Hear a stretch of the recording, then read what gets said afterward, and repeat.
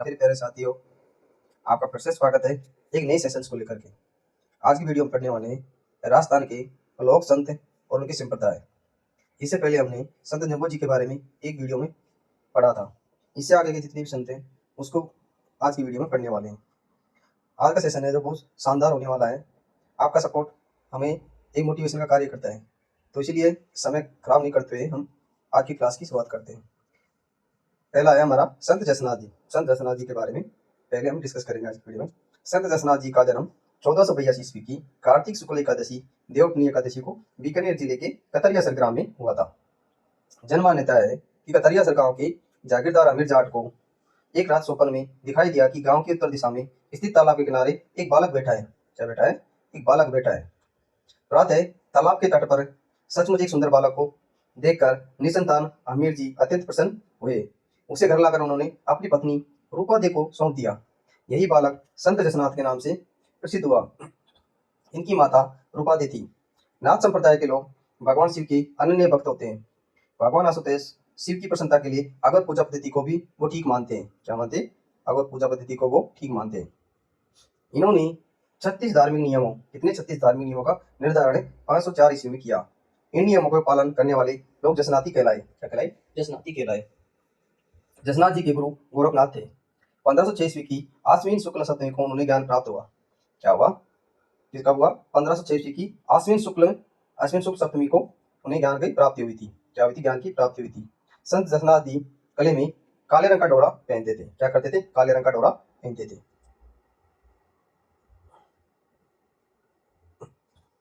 जसनाती संप्रदाय के अनुयायी जो संपूर्ण जीवन संसार से विरक्त हो गए वे परमहंस कहलाए। जसनाती संप्रदाय में भगवा वस्त्र पहनने वाले अनुयायी सिद्ध कहलाए। अग्नि नृत्य जसनाती संप्रदाय के अनुयायी द्वारा दधकते हुए अंगारों पर किया जाता है। किस पे किया जाता है? दधकते हुए अंगारों पर किया जाता है। इसमें जसनाती अग्नि में प्रवेश करने से पहले फतेह फतेह कहते हैं। क्या करते हैं? फतेह फतेह का रणघोष करते हैं। जसनाती क्या करते हैं? जसनाती मात्र 24 वर्ष की आयु में आश्विन शुक्ल सप्तमी को जीवित समाधि लेते हैं। क्या करते हैं? आश्विन शुक्ल सप्तमी को जीवित समाधि ले लेते हैं। जसनाती संत जीवित समाधि लेते हैं। जसनाती संप्रदाय की प्रमुख गद्दी कतरियासर बीकानेर में है। जसनाती के चमत्कारों से प्रभावित होकर सिकंदर लोधी ने जसनाती को कतरियासर बीकानेर में 500 बीघा जमीन भेंट की। क्या किया? 500 बीघा जमीन भेंट की थी उनको। जसनाथ जी की प्रमुख 5 उपपीठें हैं। पहली है मालासर बीकानेर, लिखामा देसर बीकानेर, उनरासर बीकानेर और बमलू बीकानेर में पांचवा क्या है? कहाँ पर है? पांचला नागौर में स्थित है। कहाँ पर? पांचला नागौर में स्थित है। ये आजम ब्रह्मचारी रहे। ये आजम क्या रहे? ब्रह्मचारी रहे। गोरख मालिया नामक स्थान पर 12 वर्ष की तपस्या की। जसनाथ जी के उपदेश सिंबुधड़ा कोड़ा ग्रंथ में संग्रहित है। किसमें? सिंबुधड़ा एवं कोड़ा ग्रंथ में संग्रहित है। जसनाथ जी के प्रारंभिक अनुयायियों को हरोजी व जियोजी प्रमुख थे। इनके अनुयायी में कौन थे? हरोजी एवं जियोजी प्रमुख थे। लालनाथ जी, चौकनाथ जी, रुस्तम जी, सवाई दास जी जसनाती संप्रदाय के प्रमुख संत थे। क्या थे? ये जसनाती संप्रदाय के प्रमुख संत थे। नेक्स्ट हमारा नाथ संप्रदाय। नाथ संप्रदाय कौन सा? नाथ संप्रदाय। नाथ संप्रदाय के संस्थापक मत्स्येंद्र नाथ मुनि थे। कौन थे? मत्स्येंद्र नाथ मुनि थे। मत्स्येंद्र नाथ मुनि ने योगिनी कौल सिद्धांत दिया। क्या दिया था? योगिनी कौल सिद्धांत को दिया था। नाथ संप्रदाय के अन्य नाम सिद्ध मार्गी योग मार्ग अवधूत संप्रदाय है। सिद्ध मार्गी योग मार्ग में अवधूत संप्रदाय है। इस संप्रदाय की मुख्य गद्दी महामंदिर जोधपुर में। कहाँ पर है? महामंदिर जोधपुर में स्थित है।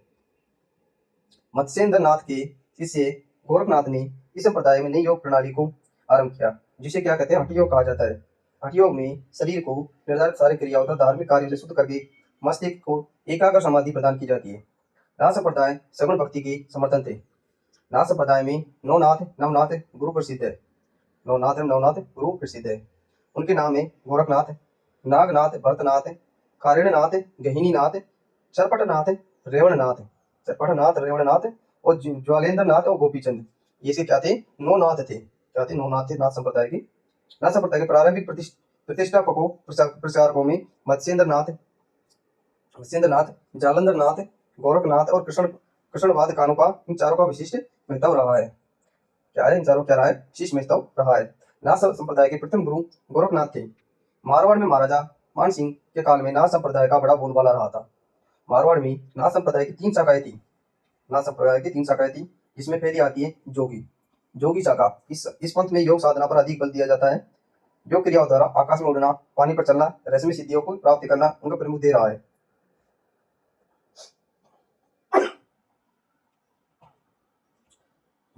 मासिनीय जोगी, मासिनीय जोगी ये अपने को चिड़ियानाथ के शिष्य मानते हैं। इनका मुख्य तीर्थ अरना है। क्या है मुख्य तीर्थ? क्या है? अरना है, जो जोधपुर से 6 मील पश्चिमी भीमसेन की पहाड़ी पर घाटी में स्थित है। कहाँ पर? घाटी में स्थित है। अगला है कालबेलिया। कालबेलिया जोधपुर परगने में डिकाई गांव में अपने गुरु कनीपाव, कौन से? कनीपाव की गद्दी को कालबेलिया अपना गुरुद्वारा मानते हैं। अगले हैं हमारे, अगले कौन है हमारे? संत दादू दयाल जी। संत दादू दयाल जी, आप देखो ये हमारे दादू दयाल जी है। कौन? ये हमारे दादू दयाल जी है। कौन? दादू दयाल जी।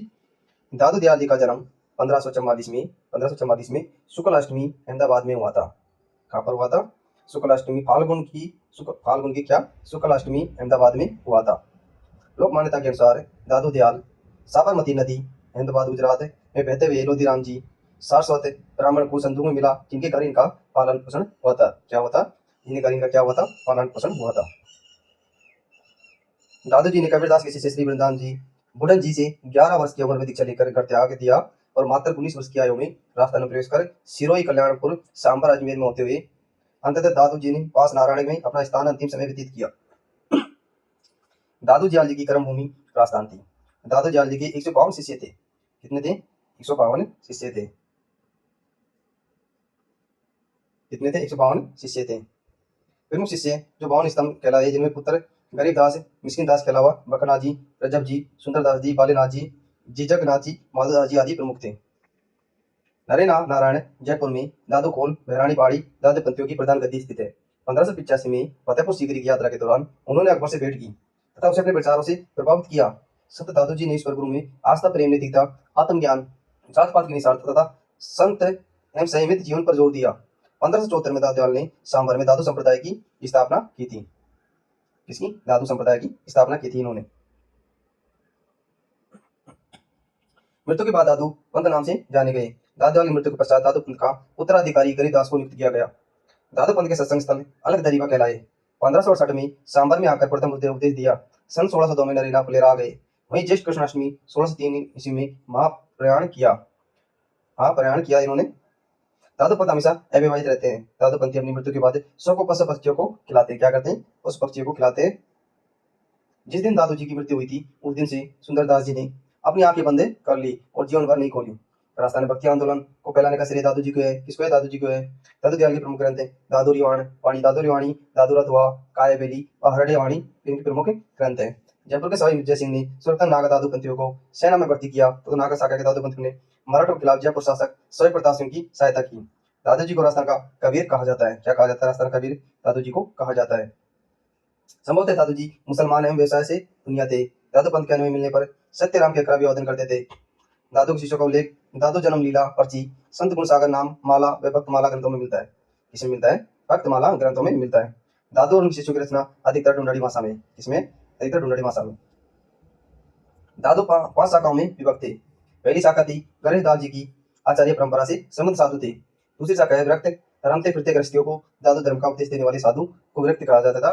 उत्तराधिकारी स्थानदारी जो राजस्थान को छोड़कर उत्तरी भारत में चले गए। चौथा है खाकी, तो शरीर पर भस्म लगाते हैं और जटा रखते हैं। इसके अलावा नागा साधु भी ये होते हैं। क्या होते हैं? नागा साधु भी होते हैं। नागा शाखा सुंदरदास की इनके प्रवर्तक थे। कौन थे? सुंदरदास इनके प्रवर्तक थे।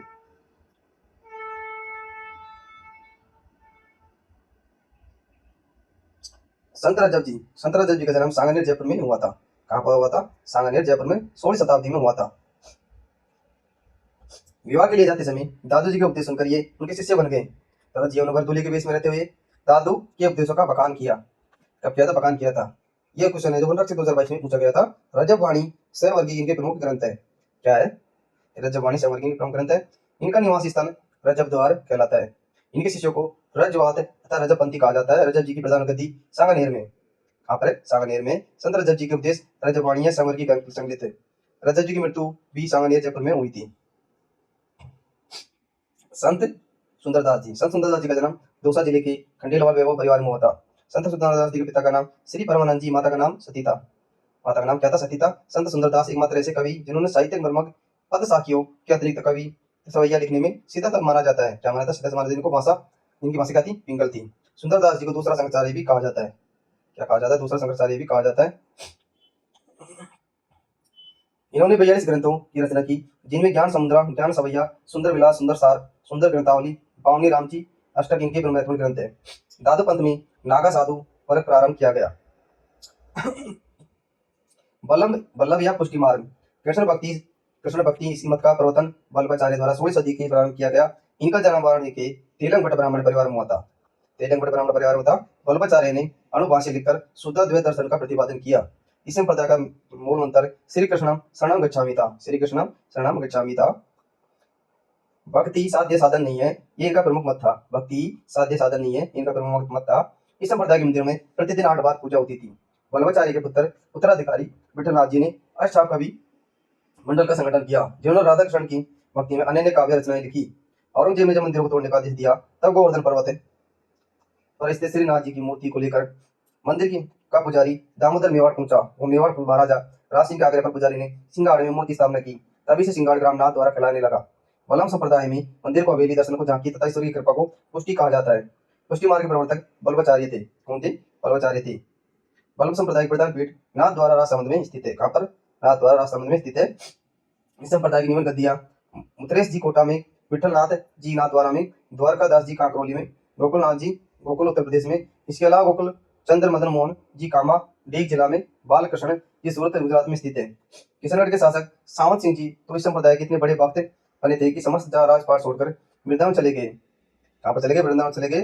कृष्ण भक्ति में लीन हो गए तथा अपना नाम ही भक्त नागरीदास रख लिया। क्या रख लिया था? भक्त नागरीदास रख लिया। श्रीनाथ जी नाथ द्वारा 7 ध्वजा वाले नाथ कहलाए। गौड़ीय ब्राह्मण संप्रदाय, इसके प्रवर्तक चैतन्य महाप्रभु थे, जिनका जन्म पश्चिम बंगाल में हुआ था। चैतन्य द्वारा स्थापित गौड़ी संप्रदाय को आधुनिक वैष्णववाद, अचित्य वेद वेद भी कहते हैं। जयपुर के राजा मान सिंह की श्रद्धा इस संप्रदाय में रही। फलस्वरूप कृष्ण मूर्तियों को राजस्थान में लाने का क्रम शुरू हुआ और चैतन्य महाप्रभु के शिष्य रूप गोस्वामी के नेतृत्व में राधा गोविंद देव जी को जयपुर लाकर राजमहलों में प्रतिष्ठित किया। मानसी प्रथम ने वृंदावन में गोविंद देव जी का मंदिर बनवाया। इस संप्रदाय के अन्य कृष्ण प्रतिमाएं निम्न है। गोविंद देव जी जयपुर, गोपीनाथ जी जयपुर, मदन मोहन करौली, ये इसकी प्रतिष्ठित प्रतिमाएं थी। चैतन्य चरितामृत कृतिवास द्वारा रचित चैतन्य की प्रथम सर्वाधिक प्रसिद्ध जीवनी है। क्या है ये? सर्वाधिक प्रसिद्ध जीवनी है। स्वामी माधवाचार्य 12वीं सदी गौड़ी संप्रदाय के प्रसिद्ध संतों में माधवाचार्य का नाम सर्वोपरि था। निम्बार संप्रदाय, अगले वीडियो में हम निम्बार संप्रदाय से आगे पढ़ेंगे, जिसमें जो निम्बर संप्रदाय, अण संप्रदाय और नार संप्रदाय इसको कहा जाता था। निम्बर संप्रदाय को द्वैत या परशुराम संप्रदाय, अण संप्रदाय, सनकादिक संप्रदाय, नार संप्रदाय भी कहा जाता है। निम्बार संप्रदाय संस्थापक निम्बाकाचार्य थे। इनका जन्म आंध्र प्रदेश तेलंगाना में हुआ था। ये ब्राह्मण थे। इनका बचपन का नाम वासवर था। इससे आगे की जानकारी हम अगले वीडियो में पढ़ेंगे। आज का सेशन आपको कैसे लगा? अगर पसंद आया हो तो चैनल को सब्सक्राइब कर लेना, नए हो तो अभी सब्सक्राइब करना, क्या आने वाली वीडियो नोटिफिकेशन आपको प्राप्त हो सके और हम ऐसे सपोर्ट बनाए रखें। आपका सपोर्ट ही हमें ये मोटिवेशन का कार्य करता है। आज के लिए इतना ही, मिलते हैं फिर अगली वीडियो में। तब तक के लिए थैंक यू, धन्यवाद।